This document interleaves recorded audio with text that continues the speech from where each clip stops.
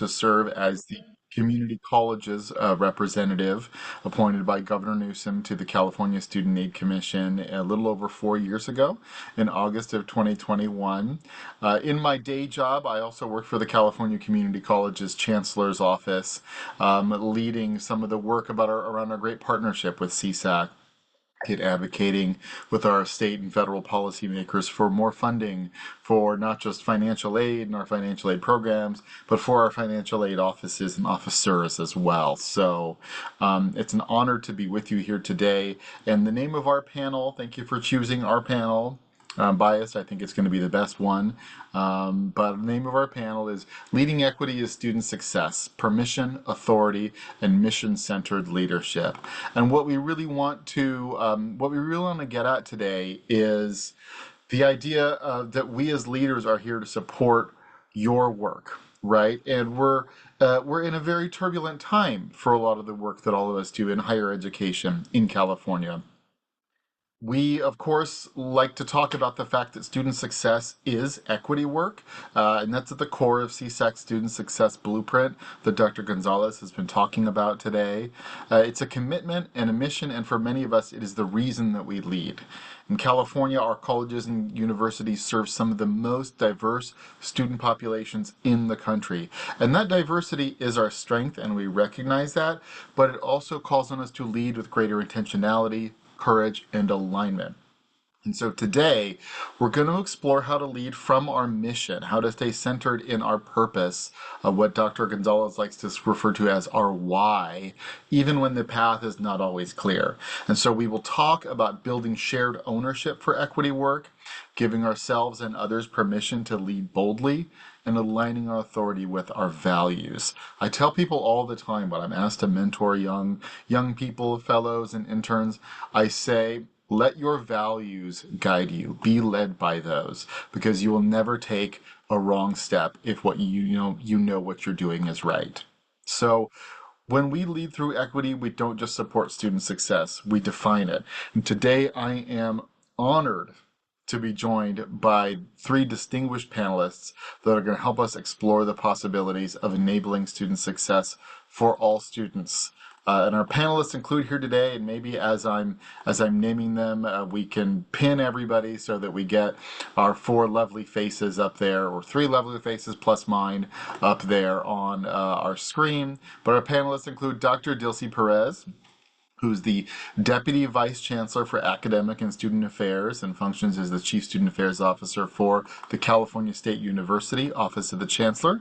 Dr. Perez, thank you for being here today. We have Catalina Cifuentes, somebody who's certainly no stranger to the CSAC family. In her all of that spare time that she famously has, Catalina Cifuentes serves as Executive Director of College and Career Readiness for the Riverside County Office of Education. But I, of course, have gotten to know her, and so many of you have in this space, through her role and her many, many years of trailblazing leadership on the Student Aid Commission, where she serves as our fearless commission chair and leader. And then I also want to welcome Cassandra DiBenedetto, Executive Director of the Scholarshare Investment Board out of the California State Treasurer's Office, which of course oversees a critical partnership program that is one of the state's main tools in addressing college access and affordability, the Cal Kids program, which we'll talk about today, and which has had a lot of success as a partner both of CSAC as well as, again, in my day job, the California Community Colleges.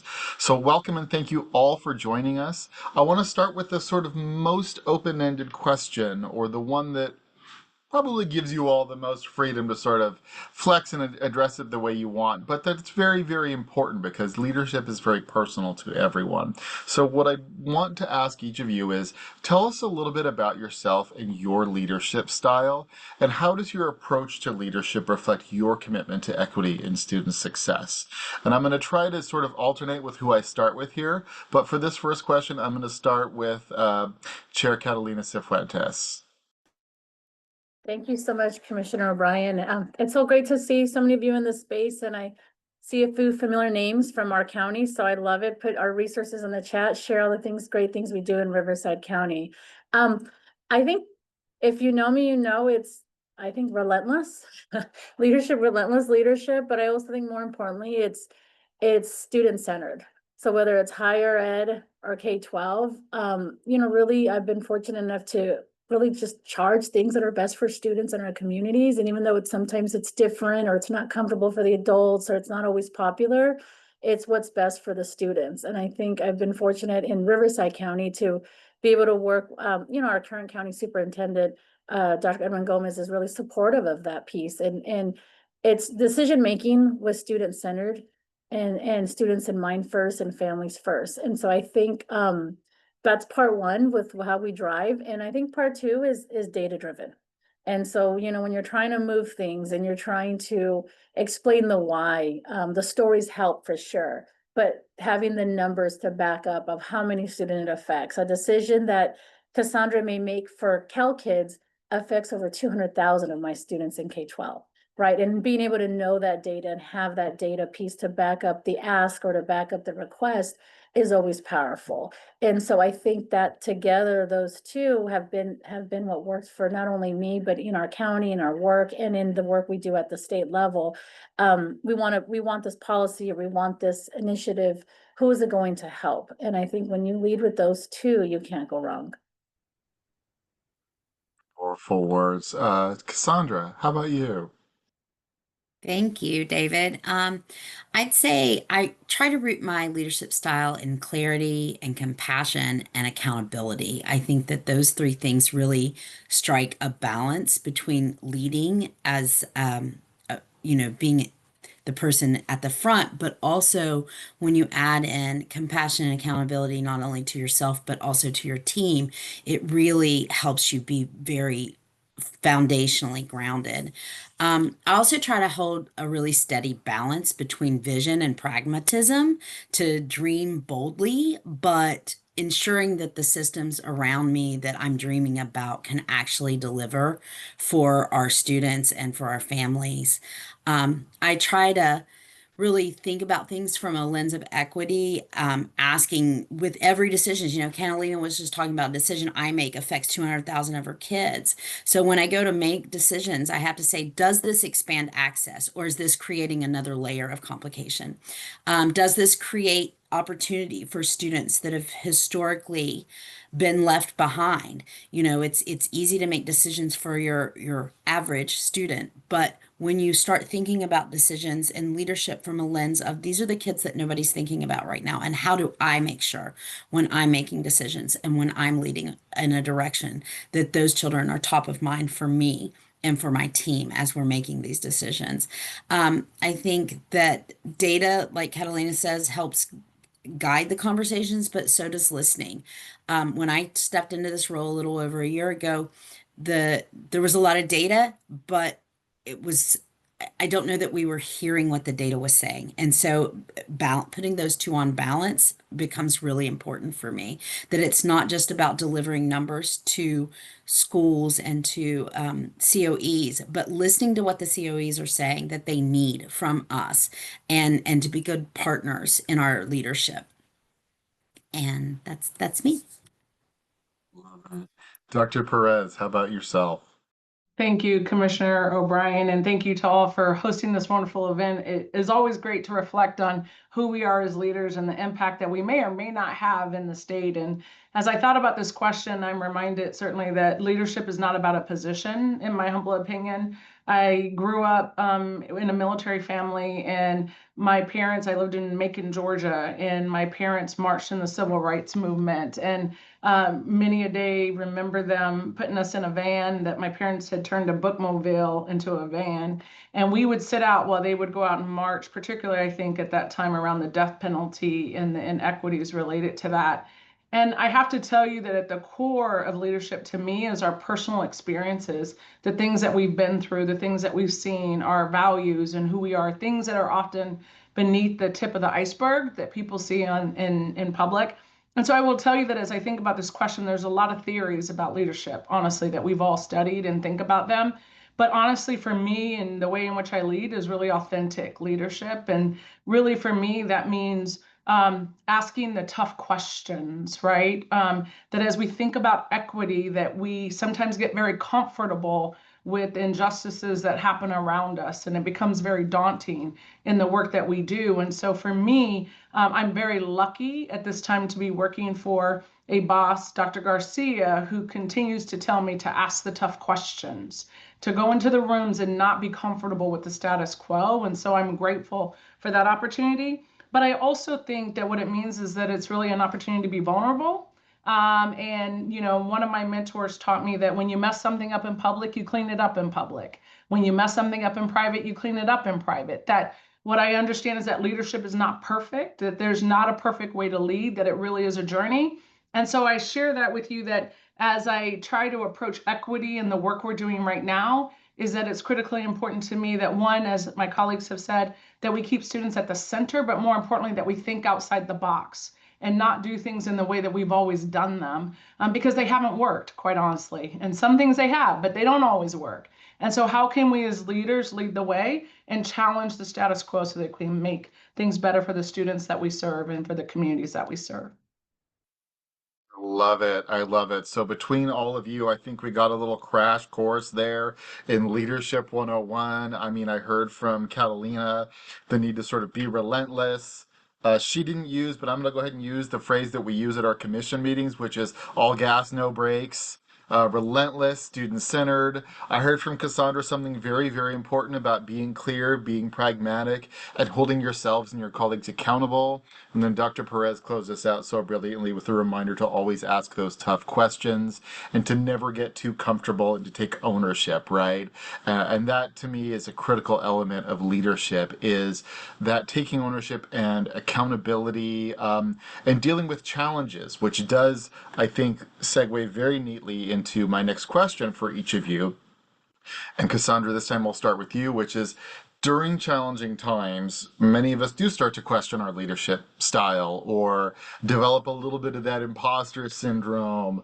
No, I don't know anything about that. Who am I kidding? JK, JK. Or even whether we have the permission or authority to lead in the ways we know are needed, right? So, why is it important to you to continue leading in an equity centered way, even when the systems feel resistant or the path is not clear? Why, how do you sort of ground yourself in continuing to lead that equity mindset during tough times? Yeah, thanks so much, David, for the question. You know, when the times are hard, when the work feels hard, I try to remember that discomfort is a signal, not that the work is wrong, but that the work is necessary. And that for me, the biggest reason I have found in my career, and that the resistance shows up right before the transformative moment, right before that moment where everybody gets it. And it's really, and you can transform what you're doing.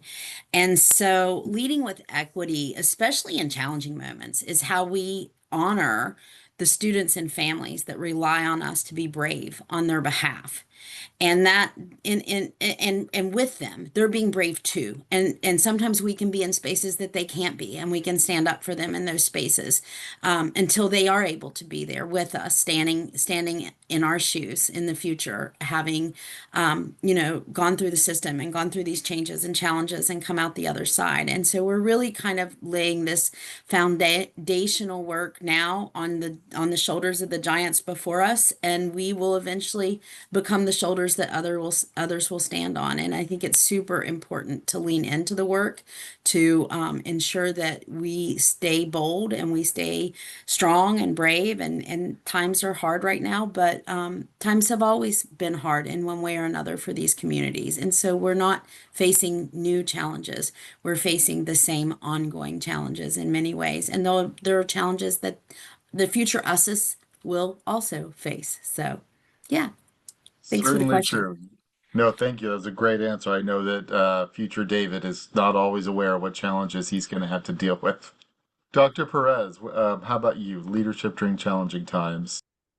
Yeah, I know, and I love obviously the topic of equity and what we're talking about, but I agree with Cassandra that the reality is, if you're addressing equity and there isn't a challenge, you're too comfortable in the work. I don't think you have pushed enough, quite honestly. And I do think as leaders, we have to balance challenge, right? That you have to have some small wins, build momentum. Those things are important. But I don't know. Sometimes I think we cut ourselves short by thinking too small and not pushing further. And I think the gas, I had not heard that before, right? It's something about the gas and going too fast in action. Like, I love that, right? Because we really should be full steam ahead. All gas, no brakes. That's great. I will use that. We should get tattoos. But what I would say though, I think about that though, is that, there's a lot of sayings, right? If you want to go fast, what does it say? Go alone. If you want to, I don't know, you know what I'm talking about? I just messed all of these sayings up. But the reality is that we have to go together. Does that make sense? If I'm going and I'm meeting resistance and I'm alone, then I'm not achieving the goal. The goal is to change communities, to change systems, to change processes. And so we want to go together. And so I just say to you, like, honestly, it's a tiring time right now, quite honestly. There's a lot of noise in the universe. And I think it sometimes makes us question, really, it makes us, we're weary, quite honestly. I know all of us are weary in this fight. But the reality is, I think the sense of community, I think the camaraderie when coming together and partnering, I think there's something exciting about strategy in the midst of challenge. It's like a checkers game. It's like a chess game, right? No, you don't like to lose, but the reality is you really go 2 steps forward and sometimes you go 2 steps back, but the goal is to continue to move forward and tackle the tough stuff. And so I don't know, I guess I feel like we're somewhat desensitized to the student experience. We've gotten really comfortable in higher education in general. And then it's time for us to really think outside of the box because, as many of you already know, our systems were never designed for the students that we served. And so it's on our generation, our mantle, our sense of leadership at this time to really tackle those systems that we continue to perpetuate and that we are not actively tearing down that help students succeed. And so I don't know, I embrace challenge. I get tired, and I'm not going to say I don't, but I say bring it on, quite honestly, because that's when the important work is happening. Love it. I love it. Chair Cifuentes, I'm so sorry that we keep sort of appropriating your catchphrase here, No, but I love how about it. you on this topic? I love it. I love the tattoos. Let's do it. If Dr. Gonzalez is on the Zoom, we're going to San Diego. Uh, Um, I mean, how do I just echo what both Dr. Perez and Cassandra just shared. I think, this last year, when we were navigating better FAFSA and all that, I think it's one thing when you're up for the challenge when you know you can fix it, but when it's not within your control, that was the hardest for me. It's like, I can't fix this. This is just something someone else is going to have to. I'm going to rally, I'm going to support them, but I got to sit and wait. And that's hard in these positions where you want to just take care of it for these students. But I have to go back and say, what Cassandra shared is we're onto something if so many people are fighting us, right? When I think about access to higher ed, I think about Varsity Blues and people are doing whatever they can to get their kids in the post-secondary. So that degree must be worth something. So then my students in my community, first generation, low income migrant, they deserve that same opportunity. And I think that's what fuels me is families should be allowed to exercise the custody and control of their children and decide what they want. But we have to show them those ways and open up those doors and level that playing field and have that opportunity available for them and let them decide. And I think that's the work we do. And when the challenge comes, it's because we're onto something great. We're onto something that's never been done before. And you try to embrace that. And I think on those days where it's really hard, I either go back to my story that somebody did it for me. Someone opened that door for me. And I remember that one student. So it's like, I encourage you, get that student, you all had that student or that person that you helped or they helped you, write their name down and keep it close because that's like the fuel. It's like if it wasn't for that one person that helped me navigate my life, that told me, I know you have to retake chemistry, but if you want to go to Cal State Long Beach, you have to retake chemistry. It was that one, teacher for me. And so you got to go back to those moments in life and in your work and that's what fuels you. And so I always say, if not us, then who? Right? If not now, then when? And regardless of your role, counselor, administrator, teacher, you make this impact that sometimes you don't always get to see. And so I think going back to those different ways of fueling those opportunities and knowing that your students, you can rise your opportunity when you look at the county I serve in, We have the lowest college educated adults, most amount of college educated adults living anywhere else in the nation. So, right. So that we have that challenge of like college affordability and college access is all news they get from us at the schools and the districts and the counties because they don't necessarily have it from home. But, CDE just released the data today, and we once again have the highest graduation rate in the state of California and Riverside County, right? So we're the reigning champions. If you're from Orange County, I'm sorry, we beat you again. Okay. So, but saying that, I share that because that's that same energy we bring at the state and we bring at CSAC. And so I think that's a true testament. If not us, then who? And those students deserve that advocacy. They deserve that champion. They deserve that fight wherever you're at. And so I think it's important that we, you see it as an opportunity. And if people are questioning it or challenging it, it's because you're onto something great. You're on to make history. This is so incredible because, full disclosure to our guests here, the panelists had the questions in advance, but we didn't plan out what order folks were going to go in. The answers were not coordinated. And yet what you're hearing from these three outstanding leaders, these three outstanding women leaders I want to acknowledge here, is that, there are certain mindsets that you really have to adopt in leadership.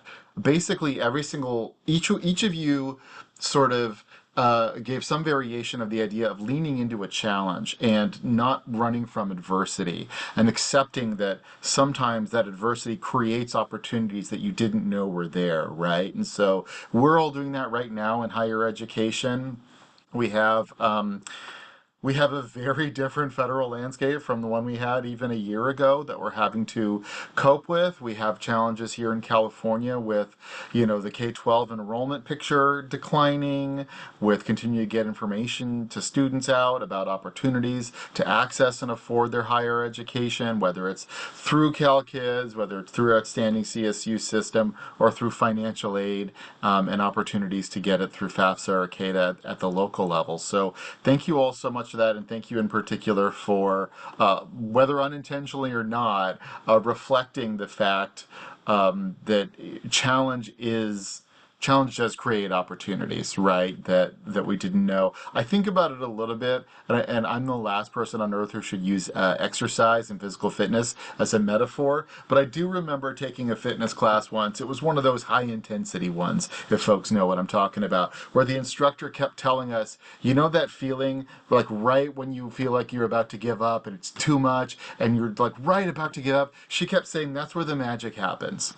Right? That's where your body, in a fitness sense, and I'm not a kinesiologist or anything like that, so I can't attest to that. She kept saying that's where you got the most benefit out of the exercise. And I almost think a similar metaphor applies here. Again, in my case, taking any semblance of exercise or going to the gym out of it. I think a similar metaphor applies here, which is that I think it was Dr. Perez who said that when things hit that moment, when you feel like you're getting tension, you're ready to give up, that is when the magic can actually happen. Actually, Cassandra, that was you, so I want to give credit where it's due, but all of you reflected some sort of spirit of that. And one thing you did say, Dr. Perez, that I loved, and so I'll start with you on this question. Again, great natural segue here.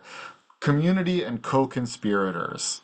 None of us lead the work that we do alone, right? We all have colleagues, mentors, family, friends, loved ones, communities who inspire and support us in advancing equity-driven student success. So how do you sort of tap into your network or your village to help sustain you when the work feels difficult? Dr. Perez. No, I love this question. And I have to tell you, I have mixed feelings about the term co-conspirator because it has somewhat of a deficit mind or a negative feel, but I'm also good with it too, because we often think about John Lewis and the term good trouble, and I'm all right getting into good trouble. And not everyone's going to like the work that we do. So I appreciate certainly the strategy and certainly the part around conspiracy. But what I would say to you is I have been very lucky throughout my career to have great mentors, some who I want to emulate and be like, and some who I absolutely do not. And they have fueled my leadership style and my passion as well. But I will tell you the greatest type of person in my life has been what is called a sponsor. And so there's a difference, many folks may know, between mentorship and sponsorship. And to me, really mentorship, you can learn skills and traits and values, right, and learn from them. But a sponsor opens the door for others and really creates a seat at the table for other people to join. And I've been lucky to have folks who really have created a space for me at the table. And I share that with you because that's the way in which I also try to lead. And I also I'm naturally attracted and connected to people who have courage, who really show up in authentic ways and really are trying to strategize. And what most of you already know is that most of the decisions around our institutions and our communities are not necessarily done in public. They're not done in public settings with lots of people. They're done with people in 2 and 3 sitting down, thinking and tackling the problem in really, I think, transparent and authentic ways. And so I would say to you that I think what sustains me is really connecting with like-minded people. And like-minded isn't that we have the same style, that, that we do things the same way. Like-minded is we're working towards the same goal and the same why. And we have a same sense of purpose. And so I'm very lucky that I work in an organization that has that with lots of folks, but I also try to connect myself. Dr. Daisy Gonzalez, I know she's on. We actually met in person for officially a few months ago and really felt a kindred spirit around how do we tackle and address some of the things that are happening within our state and within our nation, and really how do we partner and do that work together. So I just want to say that I think getting around people who inspire you and motivate you is critically important to sustaining the work. Oh, so true. Cassandra, how about you on this question of community and quote unquote co-conspirators? I'm with Dr. Perez. When I first saw co-conspirator, I was like, wait a minute. And then I was like, oh, wait a minute. Maybe they are my co-conspirators. Um, you know, the relationships that you build while doing work in this space, they sustain you. It was a little over a year ago. I think Dr. Gonzalez had been on the job a little over a month, and I'd been on the job a little over a week, and we decided that it would be super easy and quick for us to get something done. And then we learned that it was neither easy or quick, but we leaned into our own senses of tenacity to keep moving the ball forward, and with any kind of roadblock or obstruction that came up, to just keep remembering that we were doing this for for the kids in our state, for the children in our state, and we had a shared vision that we could overcome things that were hard. And I always tell my staff, I said, is that hard or is that capital HARD hard? Because those are two different things. And so, when we're talking about our community, and that's really what this is, our co-conspirators are our community. Um, we we want to look, well, I want to look for people who offer perspective, who offer honesty, who offer encouragement, and who offer, keep going, the cowbell in the middle of the marathon. Okay, I'm ringing the cowbell for you today. You can ring it for me tomorrow. And those people who will help me celebrate even the smallest incremental wins, because sometimes those little tiny wins are the hardest wins to get. The big ones, everybody sees them and they're, oh, you did this thing and it's so great. But the little ones, man, those are the ones that you take to bed with you at night and you're like, yeah, I did that thing today. I helped move this rock 1 inch. And it was good. And I like people who bring joy and energy into this field. And because sometimes it feels overwhelming, but if you can help shine some joy into my day, even when it's hard, you're my person, you are my people, and you are my co-conspirators. That is so great. I mean, just on the topic of the small wins, what comes to mind for me is that each of us serves hundreds of thousands of California students, right? I mean, Dr. Perez has about 250,000 students at the CSU. Cassandra, you've got hundreds of thousands of families enrolled in CalKids and ScholarShare. Chair Cifuentes, we have the students who apply for and receive Cal Grants and other forms of financial aid. And the thing that I always try and keep in mind when it comes to small wins, to your point there, Cassandra, is what's a small win for me or for any of us may be life changing for one of those students we're helping, right? So it may be as simple as, oh, all I did, quote unquote, was pick up the phone and call somebody and say, hey, can you look into this student's file? Because I think they're supposed to be getting, financial aid, but they say they're not getting it. That may take 5 minutes of my time or less, and that may change that student's life for the better. So that, yes, the 100 times the importance of celebrating small wins. Chair Cifuentes, how about your co-conspirators, in a positive way in community?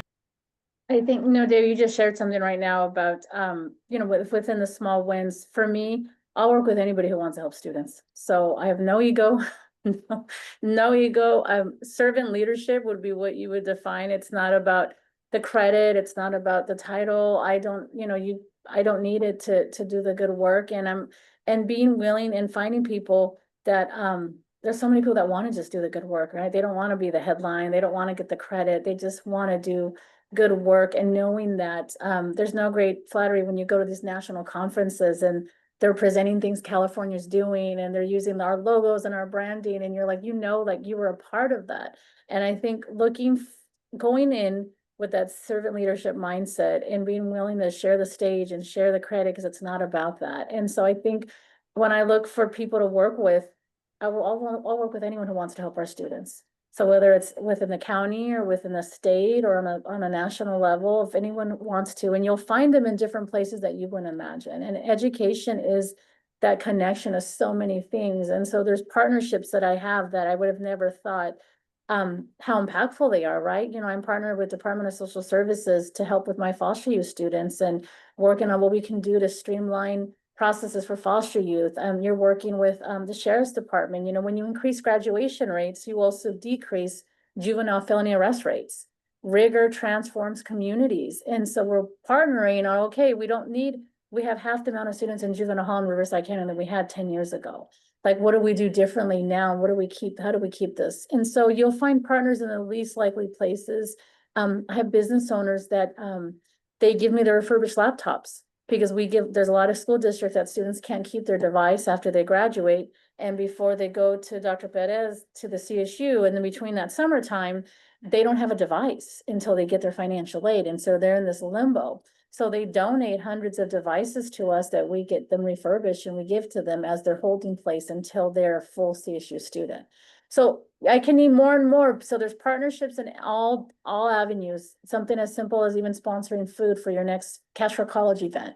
And so you just have to seek out, and people want to help students, whether they're college students, veterans, students, returning adult students. There's so many community members that want. And so just keep your door open. And like I said, have that mindset. I'll work with anyone who wants to help my students. This is so phenomenal. I wonder if our tech team can look up whether there's a limit on the number of times we can press the heart button in Zoom, because you all just continue to say things that I think are not just brilliant, not just, inspiring, but very practical and real. And somebody earlier said the honesty of your leadership response is very humble. I think that the humility and the servant leadership is so much a part of what drives what we do.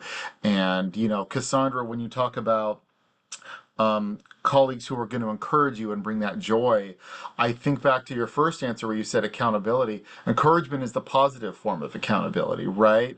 There are negative forms, and I think anybody who's ever been a supervisor may have had to deal with those at some point, right? But the positive way to hold each other accountable is through encouragement, through support, right? Through, as Dr. Perez said, finding those people who share your values and maybe getting together in those small groups. That's been my experience too, and I never necessarily really thought of it in those terms that you put it there, Dr. Perez, but the magic does tend to happen in smallish groups, right? I can still recall back when I was an employee at CSAC before I joined the board that we would have situations where a student wasn't getting their financial aid, and our program deputy at the time, now our chief deputy director, Catalina, she would call together a meeting of people to help one student to say, hey, we got to get this student their Cal Grant. What can we do? Who's going to look up the status of their application? Who's going to contact the university? Who's going to write? And so those small groups of people who share your values and as servant leaders really are how we get to that bold mission-centered action. So what I want to do is we close up. We got two more questions for you here. I'd like to ask each of you, starting, I believe, if I'm correct, with Cassandra, and hopefully I've rotated that enough, but what does it really mean to ensure success for the students that we serve? And can you share, I'll give you the option, one bold equity-centered strategy that you have led that reflects that vision, or one that you haven't maybe yet landed but hope to bring to life through new partnerships or collaborations, starting with Cassandra. Oh, you're muted, Cassandra. I just figured that out. One thing that I want to make sure that we do with our students is that we honor their lived experiences and remove structural barriers that stand in their way and recognize the whole child, not just their academic needs, but their economic needs, their cultural needs, their social realities, and design a pathway that makes long-term opportunity real and not theoretical. And so I think with CalKids, CalKids was it's such a bold, big idea. It's scale. It's a child savings account program at scale, like that has never been done. And so the boldness of it to look at a statewide program like this and say, okay, we're going to do these things to remove these barriers and try to create some equity. And then to hear the naysayers, oh, what are they going to do with $100, or what, these kinds of things that came up. And then to look at it and say, yes, but for every child that pays for a homework code on a college textbook that they couldn't access to before because they didn't have this little bit of money, that is creating equity in a way that wasn't available before the program. So I think that's really important. I think for us, one bold strategy that I'm currently working on and working with is an early wealth partnership here in California to really create a system that allows students to see the stackable resources that they have in their life. So it's not just, if they have a local CSA program, they know about it and their Cal Kids, and they're learning about their Cal Grants, and they know about their FAFSA, and they create this kind of stackable place where it's not just a little bit of money, it's all these additional resources, and that creates bold direction for our students. And I think that's super important. Taking, like Catalina said, you take your ego out of it and you say, I am one piece to the whole for this child that's going to create a more equitable future for them, and lean into that, lean into the relationships, lean into the progress, and just keep moving forward every single day. And that's what we're doing with Cal Kids, and hopefully the people that we partner with feel the same. So I'm pretty excited about a stronger early wealth ecosystem here in California. Yeah, that is so exciting, Cassandra. And I mean, just the example you shared. And I know I'm looking at Dr. Perez because both of our systems are trying to kind of phase out the textbooks with the little add-on costs and all that. But little things like that, those micro expenses that a first-generation college student or a student from a low-income background is relying on financial aid, that's a perfect example of where a program like CalKids can step in to fill in those gaps that may seem like a small win on its face, but could be truly game changing, because we never want, I have a colleague here at the chancellor's office who always says, we never want any one expense or any one new requirement or piece of red tape or whatever to be the thing that causes somebody to give up entirely, right? And to stop out. And so the work that you're doing is keeping that hope alive for so many students and their families. Chair Cifuentes, how about you on kind of a one, equity centered strategy you've led, and or maybe one that you'd like to lead? We have all kinds of different spinning plates going on, and it's so funny when I have both the CSU here when we had our direct admissions pilot with the CSU Chancellor's Office, and I just have to say thank you to Dr. Perez and Dr. April Gromo and the entire team for that, because now it's statewide, and that's like the opportunity where it starts one place and it can set, just take off for the state. And then I think at Cassandra, and we're trying to get that 100% Cal kids in Riverside County, right? And we're trying to increase the number of students that are claiming those accounts. And so we have those two going on right now. But I think the bigger picture, the ultimate goal is we see a little bit what Cassandra shared. We have so many opportunities, and students, they don't know what they don't know. And we're so, in K-12, they're so siloed because we're so locally controlled driven, which is positive because you get to make decisions for your community and your school board. But then it also creates those opportunities for gaps with information and gaps of systems. And one of the biggest things I would love to lead and see happen, and not lead, but just whoever wants to take it on. I know Cradle to Career is working on this as well, but we have to stop having students have to re-identify and share who they are. I'm a FOSU student. I'm a low-income student. I can right now, if Dr. Perez knew how many of our students had an IEP coming in from class of 2025, she would get them set up over the summer with the students with special disabilities and needs department. If she had that data, we're sitting on all this data in K-12, and it's not always making it up to our community college chancellor's office, to the CSU chancellor's office. We need, if we're really going to address those needs of college access and completion, and we keep talking about summer mail, we got to stop talking about it. Part of why is because Dr. Perez doesn't know who these students are yet until they go to her, until they disclose who they are. We should start as soon as May 1st hits. She should know who's coming from my county and what we've been doing for them for the last 12 or 13 years. Yes, we've been feeding them lunch and breakfast for the last 15 years. She needs to know that, and she needs to know what she's getting and the community she's receiving. And we just wait for these students and think they're adults now.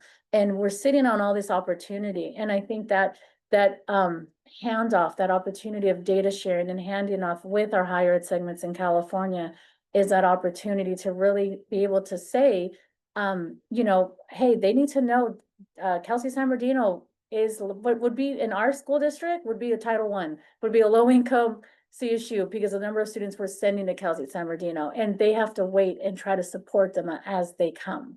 And so I think that opportunity we have all the pieces there. We just need to find that to see that why and be able to work that stronger K-12 handoff. And nothing breaks our heart more than K-12. And I see a lot of our K-12 counselors here. We've been loving on them, supporting them for the last 12, 13 years, and then we just let them go, and we don't always know what's going to happen. And so how do we close that gap so we can be more proactive and support our higher ed partners than reactive? I mean, just to echo what you said, and then Dr. Perez, I want to get your perspective on this. You're so totally right, and I think everybody here has seen it. It's not at all an indictment of our partners at any level, whether it's K-12 or higher education. Everybody here believes in the work. Everybody here is doing the work. It's just that the systems we've created have not yet caught up to the needs, that we have to serve our students. Dr. Perez, your turn on this question. I don't know about you, but I feel like there's a little co-conspiring going on in this call. So thank you, Chair Cifuentes. It's phenomenal. I love it. Thank you. And I have to acknowledge certainly the accolades for direct admission. Dr. April Gromo and her team have done a phenomenal job at the Chancellor's Office. There's a lot of manual labor that goes behind that. And so just Dr. Gromo and Noelia and Daynette, I see lots of folks on, but just kudos to you and to the work. It's hard to pick just one, quite honestly, because I feel like it's at the core of who I am, and every movement is about that. But a few months ago, early September, the CSU and our chancellor, we offered the new Student Success Framework, the next iteration of graduation initiative. And at the core of that was really around what we're calling the CSU Promise, that every student will graduate with the opportunity for their first career level job and or a clear path to grad school. And during that board meeting, there was a real conversation around, is it every? And, how can you ensure every? And really, the chancellor and I said, like, who do you plan to leave out? Who do you think we're leaving behind? And we will have that goal of every. But part of that work, honestly, and this is where the equity focus comes in for me, is stop treating students like every student has the same needs and there's a one size fits all approach. Each of us loves a personalized experience. Each of us loves someone to see us for who we are. I really hope, the CSU is a large institution.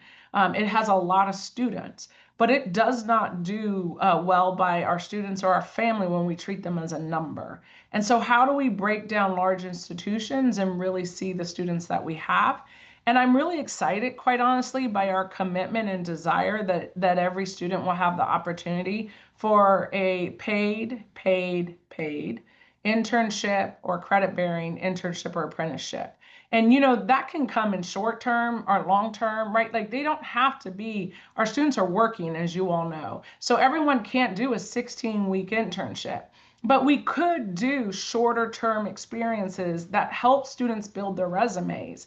And because I'm trying to work to live in the state of California, or because I have a family to take care of, doesn't mean that I should not, does not mean that I should not have the same experiences. And so I think that's the one that excites me because, and also global experiences, traveling internationally, even for a week, right, makes a difference in who we are in those experiences. And so I think I'm excited about aligning the co-curricular experiences, the experiential learning that we want to have with what happens in the classroom so that when students get out, they can be competitive and talk about the transformational aspects of their collegiate journey. And so I get excited about students being able to learn inside and outside of the classroom. And so I look forward to us growing all of those programs. And even if we don't meet we're going to meet I can't say that word, can I? We're going to meet a heck of a lot more than if we had not set that goal.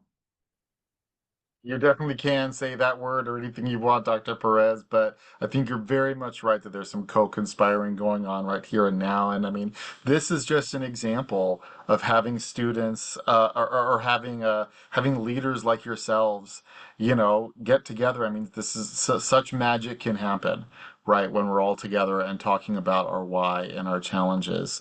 I've got one more question for you, and it is one that I would encourage folks to write down or if they can. I know this is being recorded as well, but I think you've already given folks so much of this here on this call. So one of the things that I know that a lot of folks who tune in to CSAC's webinars and others are they're looking for tools, right? Uh, Tools to continue to strengthen their leadership, to continue to support their students, and in particular, those things that, as we've all talked about over the past, 45 minutes or so, when resistance is high, when the work starts to feel tiring, when doubt creeps in, what is in your courageous leader's toolbox? I want to know from each of you, what tools, practices, mindsets, or reminders do you do? I mean, it could be anything from, like in my case, I love the 30-minute lunch walk. If I can do it, and I can't always do it, let's face it, sometimes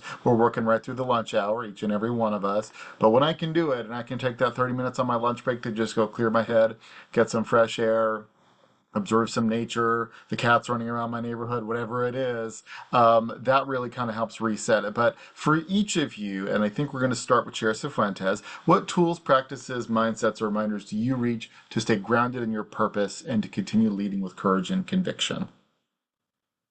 I think when I became a school counselor over 10 years ago, my first year, it was budget cuts. And I was pink slipped and told, don't cry because, at least you'll go back and be a teacher. Right. And it was said almost like that was a downgrade, like at least you'll go back and be a teacher. And so I think what's interesting is there was no greater honor or greater task that I had than when I was a classroom teacher and then when I was a school counselor. And I think for me, I don't get to be at schools every day anymore. And so I think for me, that's what I do is I go back and I find what I love and I go back and I'm with students and you'll see me at school sites or you'll see me helping an evening event, going back to the community, again, that reminder I get that fuel to say, okay, this is why I do what I do. These students need us. And those moments when you go, and sometimes it doesn't have to be a big event. It could just be one-on-one. That wherever you're at in your role is just taking that time to really understand and listen to these students and these families and what they need and what they're navigating is the fuel for me. And I think sometimes, I think when I'm going through, I lost my dad in July, and I was at a lot of schools when the schools opened up. And I think I do my best work. So when things are running, when things are on fire at home, or there's a lot going on in my family, it's like, God, I just pour my energy into that work. And so I think that's for me, being back at schools, being with students, going to an event, going to something that I know is going to feed me and remind me of what I do and why I work so hard. Absolutely. It is so important to actually see to see the effects of your work head on, right? In the field, as we call it. Cassandra, how about you? Sure. I think for me, reflection is really key. Taking time to pause and zoom out and remember that systemic change it's a long game. It doesn't happen right away. And so rest for me is part of the work. It's not separate from it. And that I also lean into my community if I'm really under a lot of stress, and I have time to go spend time with our tribal family. I go and I spend that time, and I honor our traditions and our ancestors and our culture, and ensure that I'm leaning into that part of me that feeds me. And from a work end, I rely heavily on the data. When the political noise is really loud or resistance is really loud, the data helps me refocus on the impact. It reminds me who's benefiting, it shows me who's being left behind, and it gives me very concrete um, foundations to plan the next move. And so going back to just that data is the place that when everything gets really noisy and it gets really hard, I can go back and I can say, okay, well, look, we had 52,000 kids claim their account last week. That's crazy. How do we make that happen again? And to lean into those spaces is really, really important. So that's kind of where I go from. Standing, and you're getting a lot of love in the chat for one concept that you surfaced that I'm certainly going to internalize, which is that rest is part of the work, not separate to it, right? So hopefully that means that I can block off that 30 minutes for my lunches, for my walk, and not have people schedule meetings during them because it's part of the work. Dr. Perez, close us out on this one, your Courageous Leaders Toolbox. No pressure. No, I love this conversation. I think I would say for me, it's one, managing expectations, and not just the expectations that others have of me, quite honestly.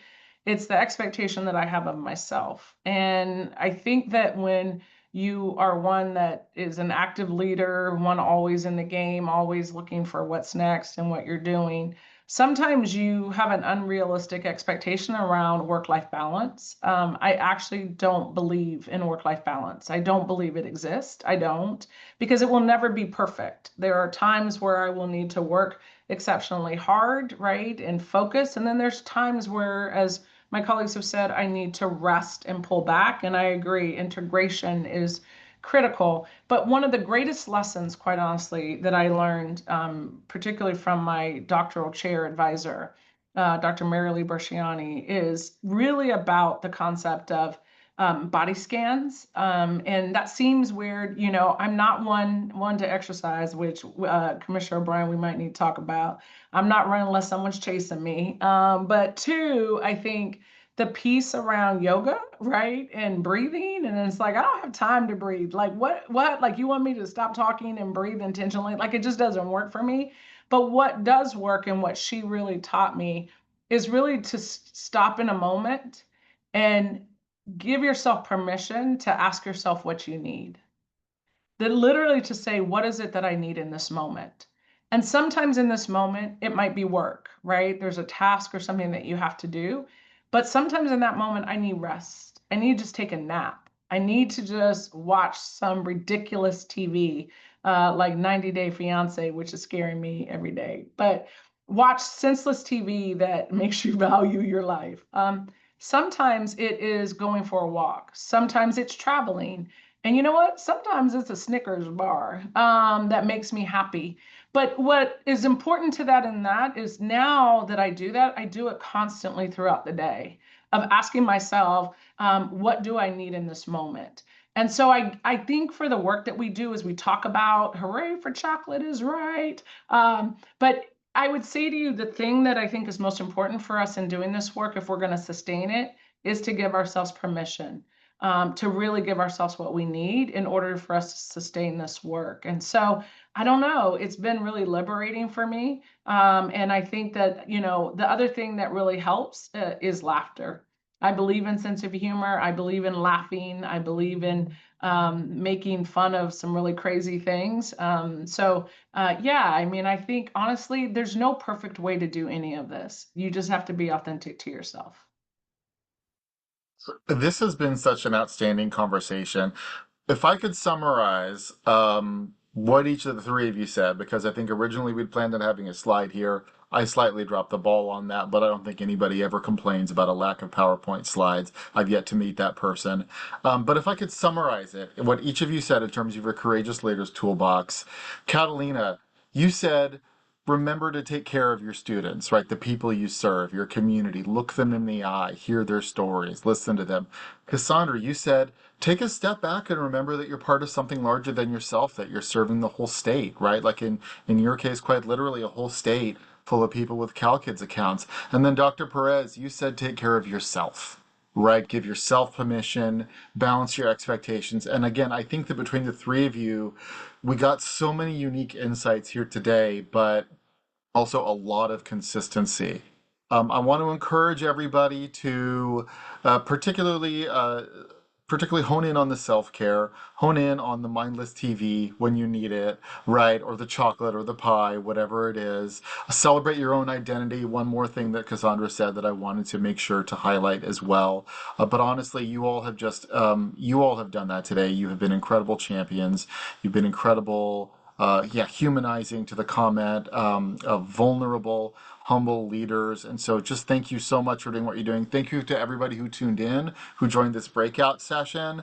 I'm sure the others were great, but let's face it, you're not going to get what you got from these three incredible women anywhere else. So big round of applause for our panelists here today, virtual or real applause. And then my last reminder that, because I know Dr. Gonzalez has been in the room, is please go back to the main room if you're able to in 2 minutes for our Legislative Staff Award for Monica Henestroza. Dr. Perez? Commissioner O'Brien, you're a fabulous moderator. Thank you so much. Oh, It was thank a Yes, you. wonderful thank It's panel. you. Thank you. really appreciate all of you so much.